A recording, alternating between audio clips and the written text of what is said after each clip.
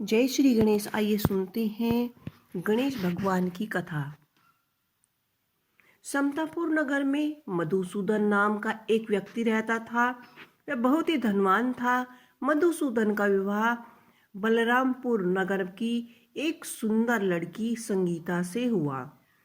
एक बार मधुसूदन अपनी पत्नी को लेकर बुधवार के दिन बलरामपुर गया।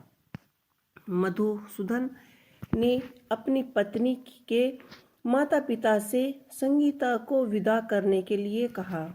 माता पिता बोले, बेटा आज बुधवार है, बुधवार को किसी भी शुभ कार्य के लिए यात्रा नहीं करनी चाहिए। लेकिन मधुसूदन नहीं माना।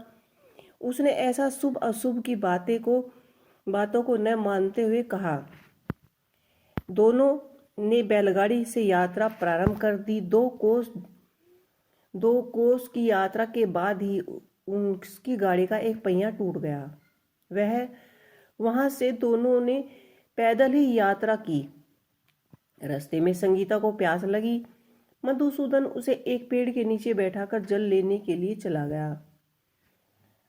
थोड़ी देर बाद जब मधुसूदन कहीं से जल लेकर वापस आया तो बुरी तरह से हैरान हो उठा, क्योंकि उसकी पत्नी के पास उसके जैसी शकल सूरत का ही एक व्यक्ति बैठा हुआ था। संगीता भी मधुसूदन को देखकर हैरान रह गई। वह दोनों में कोई अंतर नहीं कर पाई। मधुसूदन ने उस व्यक्ति से पूछा, तुम कौन हो और मेरी पत्नी के पास क्यों बैठे हो? मधुसूदन की बात सुनकर उस व्यक्ति ने कहा, अरे भाई, यह मेरी पत्नी संगीता है। मैं अपनी पत्नी को ससुराल से विदा कर लेकर आया हूँ। लेकिन तुम कौन हो जो मुझसे ऐसे प्रश्न कर रहे हो? संगीता को प्यास लगी थी, इसलिए मैं जल लेने के लिए गया था। मैंने तो जल लाकर अपनी पत्नी को पिलाया भी नहीं दिया। अब तुम चुपचाप यहाँ से चले जाओ, नहीं तो किसी सिपाही को बुलाकर तुम्हें पकड़वा दूंगा। दोनों एक दूसरे से लड़ने लगे। उन्हें लड़ता हुआ देखकर बहुत से लोग वहां एकत्रित हो गए। नगर के कुछ सिपाही भी आ गए। सिपाही ने उन दोनों को पकड़कर राजा के पास ले गए। सारी कहानी सुनाकर राजा को कोई निर्णय न कर पाए। संगीता भी उन दोनों में से किसी को अपने वास्तविक पति की पहचान न कर पाई। राजा ने दोनों को कारागार में डाल दिया और कहा, राजा के फैसले पर असली मधुसूदन भयभीत हो उठा। तभी आकाशवाणी हुई, मधुसूदन, तूने संगीता के माता पिता की बात नहीं मानी और बुधवार के दिन ससुराल के प्रस्थान किया। यह सब भगवान बुद्धदेव के प्रकोप का ही कारण है।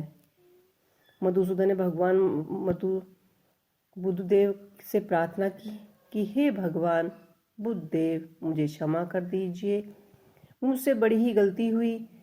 भविष्य में अब कभी बुधवार के दिन यात्रा नहीं करूंगा और सदैव बुधवार को आपका ही व्रत किया करूंगा। मधुसूदन के प्रार्थना करने के बाद भगवान बुद्धदेव ने उसे क्षमा कर दिया। तभी दूसरा व्यक्ति राजा के सामने ही गायब हो गया। राजा और दूसरे लोग को इस चमत्कार को देखकर हैरानी हुई। भगवान बुद्धदेव की इस अनुपमा से राजा ने मधुसूदन और उसकी पत्नी को सम्मानपूर्वक विदा कर दिया। कुछ दूर चलने पर रास्ते में उन्हें गाड़ी मिली। बैलगाड़ी का पहिया टूटा हुआ, पहिए भी जुड़े हुए थे। दोनों उसमें बैठकर समतापुर की ओर चले गए। मधुसूदन और उसकी पत्नी संगीता दोनों बुधवार का व्रत करते हुए आनंद पूर्वक अपना जीवन व्यापन करने लगे। इसी तरह भगवान बुद्धदेव की कृपा से उनके यहाँ खुशियाँ बरसने लगी। इसी तरह जो भी स्त्री पुरुष विधि पूर्वक बुधवार देव का व्रत करता है और उनकी कथा सुनता है, भगवान बुद्धदेव उनके सभी कष्टों को हर लेते हैं। तो दोस्तों, ये थी बुद्धदेव की यानी बुधवार की वर्त कथा। आपको ये कथा कैसी लगी मुझे कमेंट बॉक्स में लिख के अवश्य ही बताइएगा। इसी के साथ जय बुद्धदेव।